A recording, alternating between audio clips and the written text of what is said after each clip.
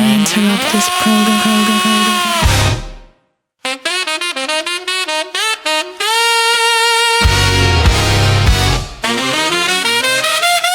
Interrupt this program.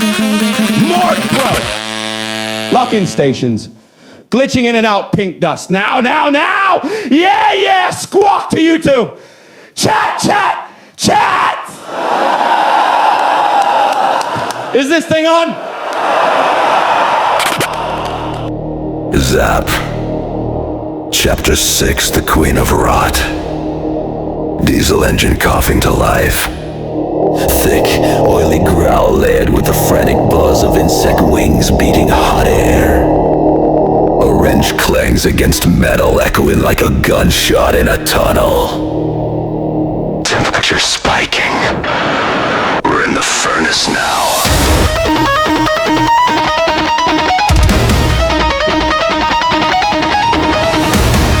Forget the penthouse polish. Forget the chrome lies. The real royalty lives in the sewer. Hexavane, Queen of Rot.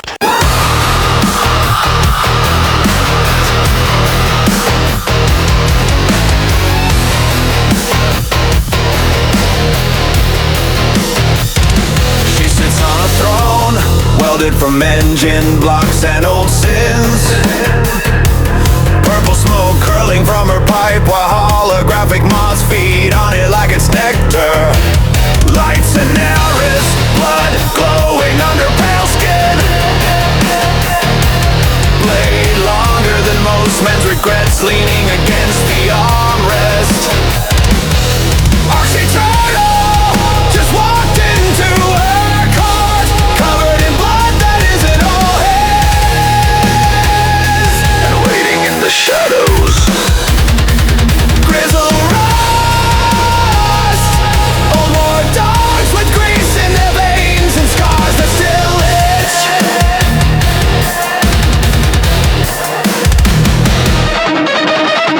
And Rustwing, the beast that growls when you touch it. Fairy wings stretched over chrome bones, bioluminescent veins pulsing like it has a heart. It smells the ghost on you and decides if you're free or back. The job sounds simple. Move the weapon, cross the line, survive the night, but nothing's simple when the queen hires you. She doesn't pay for success. She pays for the blood you spill, so hers stays clean. This is chapter 6.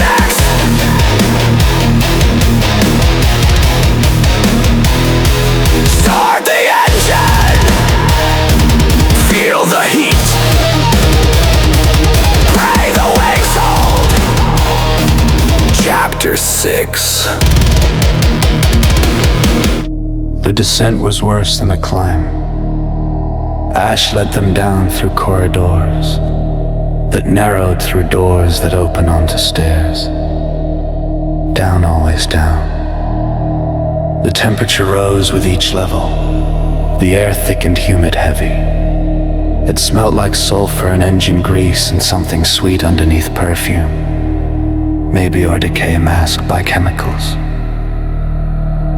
The walls changed, chrome and glass gave way to exposed pipes. Rusting metal concrete stained dark with moisture that wept constantly. Bioluminescent fungus grew in patches, green pulsing. It cast everything in sickly light. A holographic butterfly drifted past, blue translucent. Its wings left trails of light. It landed on a pipe, flickered, disappeared. They were everywhere if you looked. Holographic insects, fairies, bioluminescent and digital beauty against the grime. They clustered around the fungus, around the moisture, fed on the decay or just existed within it. One landed on Arx's shoulder, tiny winged. It glowed faint pink. He didn't brush it off. It stayed there, weightless. They passed through a massive chamber, Industrial machinery filled the space, turbines the size of buildings grinding, churning. The sound was deafening. Arx felt it in his teeth, in his bones. The staples in his ribs vibrated. Workers moved between the machines. Human mostly. Some had augmentations that looked organic. Grown, not installed, their skin was slick wet. They didn't look up as ash passed. Holographic dragonflies hovered above them, green and gold. Their wings beat in patterns that didn't match physics. Beautiful wrong. The roots, Ash said, didn't shout. Her voice cut through the noise somehow. The Spire's foundation. Lights and Air's machinery mixed with human waste processing. It's been running for millennia. Cal looked at the turbines, at the holographic insects clustering around the bioluminescent fungus. This architecture predates New Alexandria by centuries. Tri-millennia, the lights and Airs built the bones, we just filled in the meat. Ash gestured to the workers, to the insects. And the beauty can't have all rot, needs something pretty to look at while the world grinds itself down. They descended further. The stairs became grated metal, see-through below. Sludge moved in channels, thick brown-black. It smelled like sewage and copper and something chemical that burned the throat. More holographic butterflies, these were white, ghostly.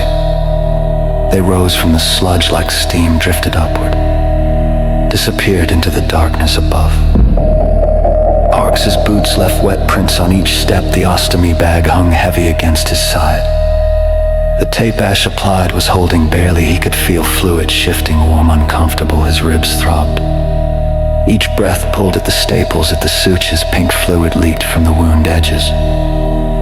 Not blood, not entirely hydraulic fluid from the damaged prison-grade cybernetics mixed with lymph. It soaked through his shirt, left stains. The holographic fairy on his shoulder flickered, adjusted, stayed. They reached the bottom. A corridor wide, the ceiling was low, pipes ran overhead. Some pulsing with bioluminescence, some dripping condensation that hissed when it hit the floor. The walls were a mix of lights and Airs, architecture and human construction. Ribbed chrome next to concrete, living next to dead Persian rugs covered the floor. Expensive, out of place, soaked in moisture, stained. The colors bled together, reds and golds, turning brown. Chandeliers hung from the pipes. Crystal filthy, they swayed slightly. The light they cast was yellow. Sickly holographic moths clustered around them, drawn to the light. Their wings were silver, translucent. They left trails when they moved. At the end of the corridor, double doors. Heavy carved wood rotting at the edges, fungus growing in the grain. Ash pushed them open. The throne room. It was a repurposed cathedral of industry. The ceiling arched high, ribbed lights and Airs work between the ribs, stained glass windows. Cracked, some missing entirely. Behind them, the glow of molten metal from the foundries beyond orange-red. Pulsing holographic fireflies drifted through the space, hundreds of them, gold and green and blue. They moved in patterned swarms, beautiful against the industrial decay. The floor was grated metal over channels of sludge. More Persian rugs scattered across it, velvet curtains hung from pipes. Water damage melded, the smell was perfume and rotten engine oil. In the center, a throne built from salvaged engine blocks, chrome and steel welded together, velvet cushions on top. Deep red, stained dark in places. Blood maybe, or worse. Hexa veins sat on it. She was tall, even sitting you could tell her frame was lean, muscular. The kind of strength that came from use, not augmentation. Her skin was pale, almost translucent. You could see veins beneath, blue-green, glowing faintly, bioluminescent lights in Ares' bloodline. Undiluted. Her hair was black long. Wet-looking slicked back from her face. It moved slightly on its own. Like it was breathing. Holographic butterflies landed in her hair. Pink and violet. They flickered, stayed. She didn't notice or didn't care. Her ears came to points, sharp, natural, perfect. The kind that couldn't be bought. She wore black leather and something organic. The material looked wet. It clung to her, every curve visible, hips, waist, the swell of her breasts.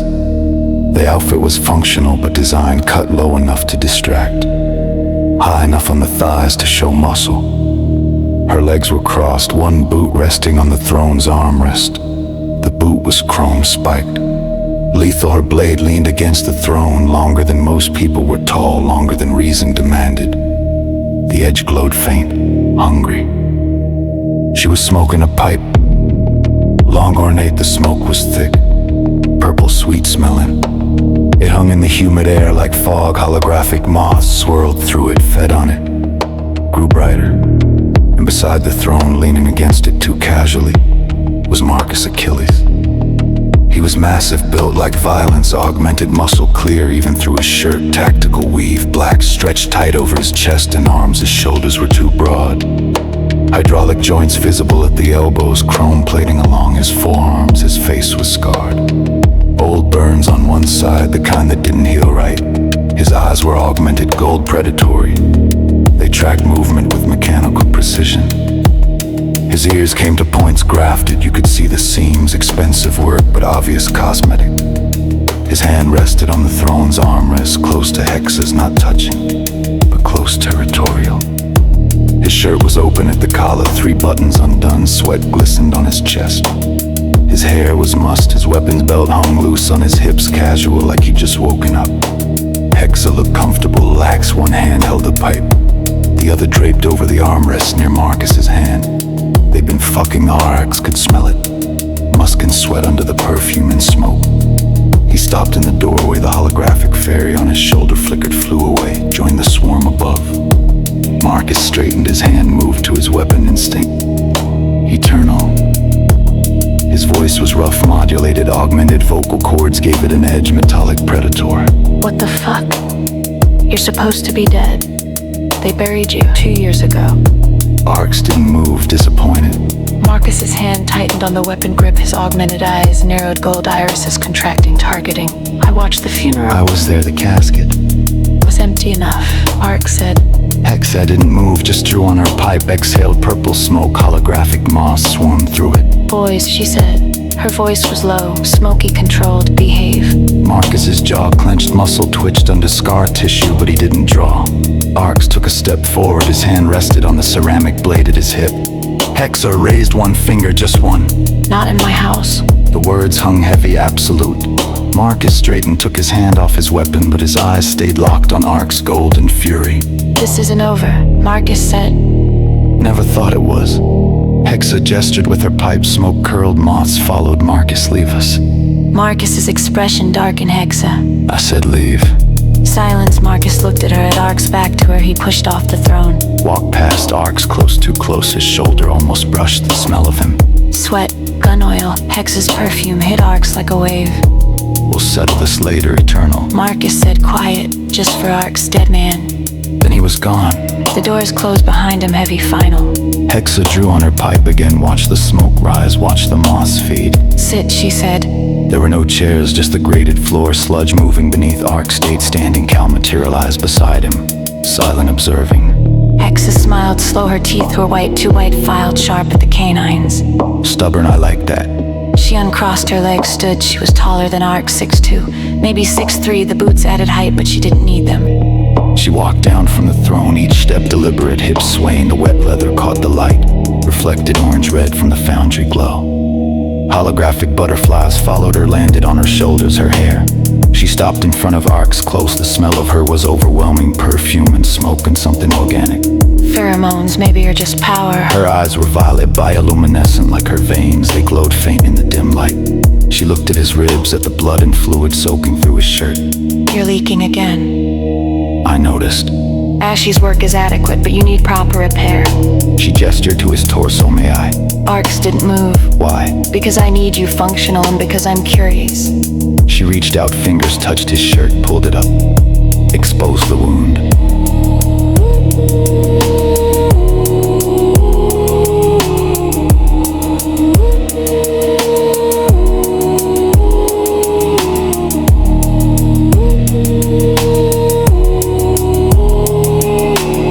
The staples gleamed crude, functional.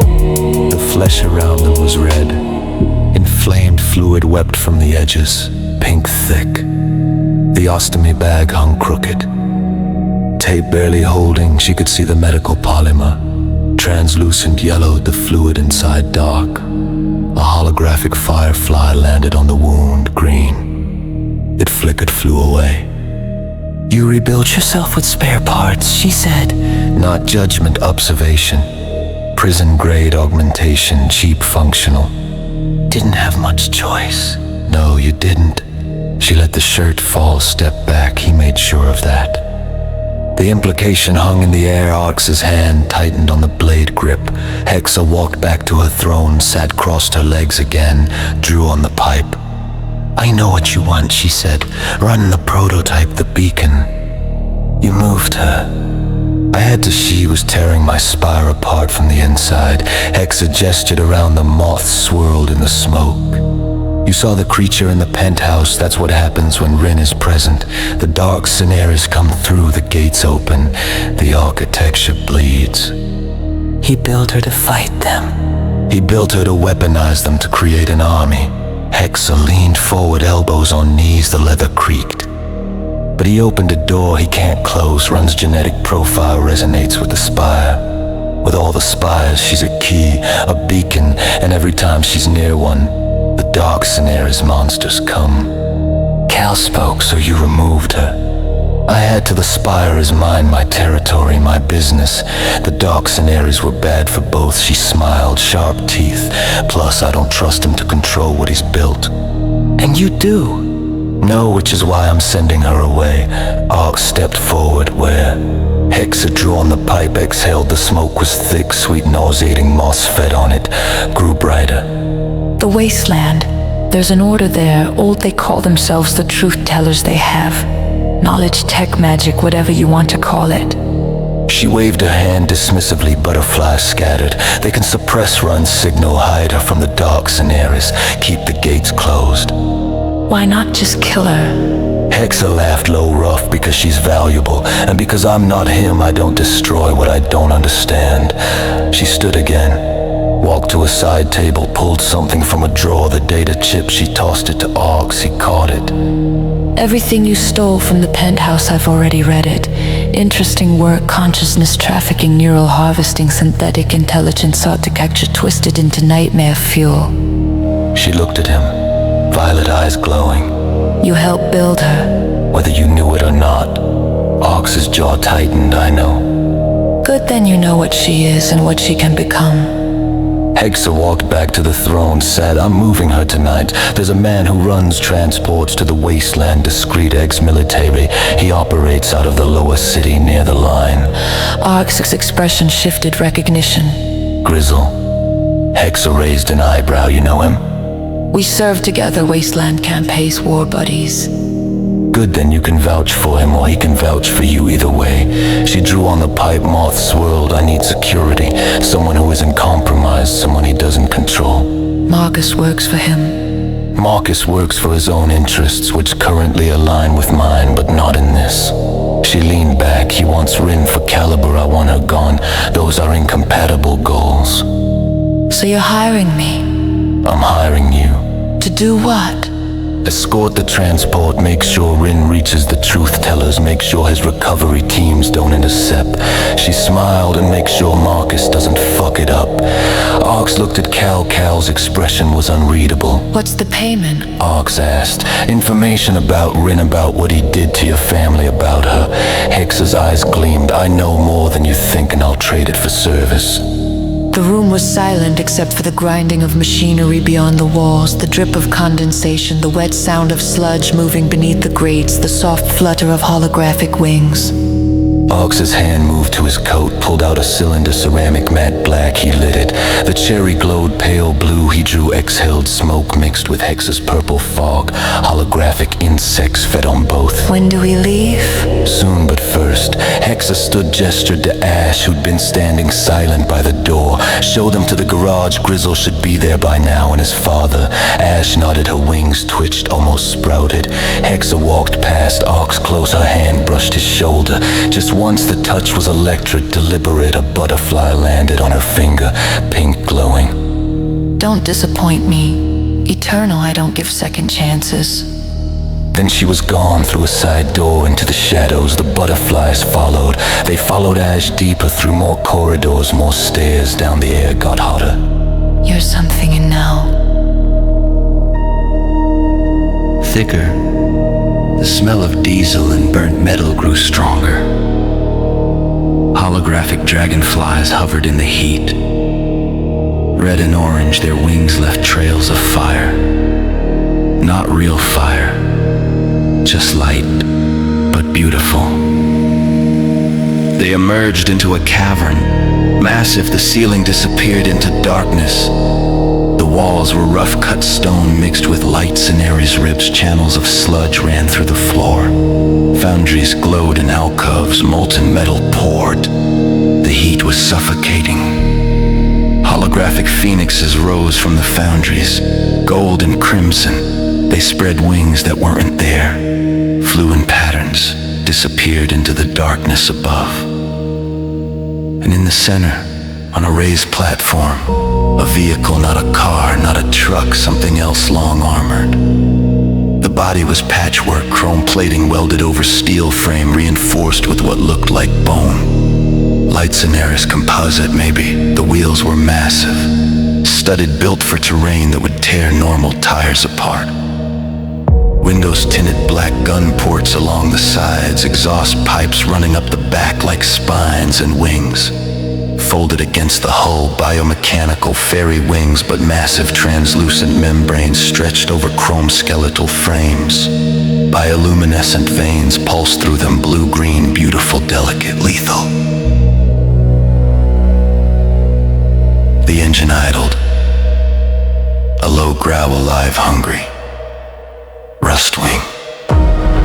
Two men stood beside it. The first was broad, thick, not augmented. Just built solid, his hair was gray. Buzz cut, his face was weathered hard, the kind that came from decades of violence and survival. He wore a heavy apron, goggles pushed up on his forehead. His arms were bare, scarred, tattooed, old military ink. Grizzle. The second was older, much older, 70s, maybe white hair, long, pulled back in a ponytail.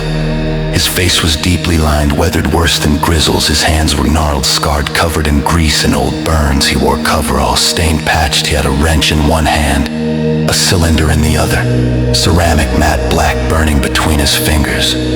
He looked up, saw Arx. His eyes were sharp, clear orange gold, light Cineris bloodline like Arx's. He smiled, slow, missing a tooth. Well, fuck me sideways. The old man said, his voice was gravel. Rough, a lifetime of smoking and shouting. Arx Eternal thought you were dead, boy. Grizzle turned, saw Arx. His expression shifted, shock recognition. No fucking way, they buried you. I saw the reports, the funeral. Arx stopped Grizzle. Eternal. Grizzle walked over, stopped a few feet away. Looked Arx up and down. You look like shit. Feel like it too. Yeah, I bet. Grizzle's expression softened. Something passed between them, recognition, memory, shared hell, wasteland campaigns. Lost half the unit. You pulled me out of that nest, saved my ass. You returned the favor. We were even then. Grizzle looked at the wound on Arx's ribs, at the ostomy bag, at the prison-grade cybernetics leaking hydraulic fluid now. Fuck, man, what did they do to you? Same thing they did to everyone, just slower. Grizzle gestured to the old man. You remember my old man, Rust? Rust, the name clicked. The old mechanic, ex-military, fought in the wasteland, two different unit. But same war, same dark Cineris nest, same horror. Rust drew on his cylinder, exhaled, smoke curled. A holographic dragonfly landed on his shoulder, red glowing. Been a long time, Eternal. Rust said, last I saw you, you were still pretty. Now you're all scars and metal. He grinned improvement, honestly. Arx almost smiled. Good to see you, Rust. Likewise, boy, likewise. Rust walked over, patted Rustwing's hull. The vehicle shifted, the idle changed, purred. This here's my baby, Rustwing, best damn transport in New Alexandria. Only one that can cross the line without getting shredded by dark Cineris. Cal approached the engine, revved aggressive warning. He doesn't like synthetic intelligence much. Russ said no offense. Noted. Arx reached out, touched the hood. The engine settled, purred again, different, softer. The wings twitched, folded tighter. He likes you. Russ said lights in Ares' bloodline. He can smell it, recognizes kin, good boy. Rustwing, good boy. The vehicle purred louder. Grizzle looked at Arx, so Hexa hired you too. Just now. Welcome to the suicide. Grizzle gestured to Rustwing. We're supposed to haul precious cargo across the line into wasteland country. Caliber wants it. Hexa wants it gone, and we're the idiots in the middle. What's the cargo? Run the prototype, the thing that's been tearing reality open, dark Scenaria's beacon. Grizzle looked at his father. Marcus is moving her Ore 400 from his secure transport to our depot. That's when we intercept. Russ crushed his cylinder under his boot. And that's when everything goes to shit, I reckon. Arx pulled his own cylinder out, lit it, drew the cherry, glowed pale blue. When doesn't it? Behind them, the cavern doors opened, heavy grinding footsteps, multiple. Marcus walked in, flanked by 4 Caliber Corp elites. Full tactical gear, helmets, nano-edged weapons, glowing faint blue. He stopped when he saw Arx, his gold eyes narrowed. Of course, Marcus said Hexa hired a corpse, a dead man who won't stay buried. Arx turned slowly, his hand rested on the blade. Marcus walked closer, his elites fanned out, covering angles, their weapons hung ready. I'm here to confirm the transport schedule. Marcus said Caliber Corp has oversight on all wasteland-bound cargo. Hexa didn't mention that, Grizzle said. Hexa doesn't control everything. Marcus stopped in front of Arx, close, especially not outside her little kingdom in the roots. This is still Spire territory. Ash said. She stepped forward, her wings sprouted fast, violent. They filled the space, biomechanical and beautiful and lethal. Holographic fireflies scattered her sword, ignited fiery blade, casting orange light. The Spire's authority supersedes Caliber. Marcus looked at her, at the wings, at the sword, at the Vrev insignia on her armor. He raised a hand. The elites lowered their weapons, but didn't holster them. Fine. Marcus said. He looked at Arx, at Grizzle, at Rust. Transport schedule is confirmed 0400. My team will deliver the asset to Grizzle's depot. From there, it's your problem. He stepped back, looked at Arx. Enjoy the job. Eternal, try not to die before we get a chance to finish what we started. Looking forward to it. Marcus smiled, no warmth. So am I. He turned, walked toward the exit. His elites followed at the door. He stopped, looked back. See you at 0400, dead man. Then he was gone. The doors closed, silence except for Rustwing's idol. The drip of condensation, the distant grinding of machinery, the soft flutter of holographic wings. Grizzle looked at Arx. Old friend of yours? Something like that. Well, he really doesn't like you. Grizzle looked at Rust. We ready? Rust nodded. Rustwing's good. Just finished the last weld armor plating. Solid wings are calibrated. He patted the hole. He'll get you where you need to go, long as you don't piss him off. Grizzle looked at the chrono on his wrist. It's 0200 now. We've got 2 hours before Marcus shows up with Run. We should head to the depot, get into position. Arx drew on the cylinder, tasted burnt plastic and regret, then let's go. They left the cavern into the lower city through tunnels that smelled like diesel and decay. Holographic insects followed them, lighting the way toward Grizzle's depot, toward 0400, toward whatever would happen when Rin arrived, and toward the moment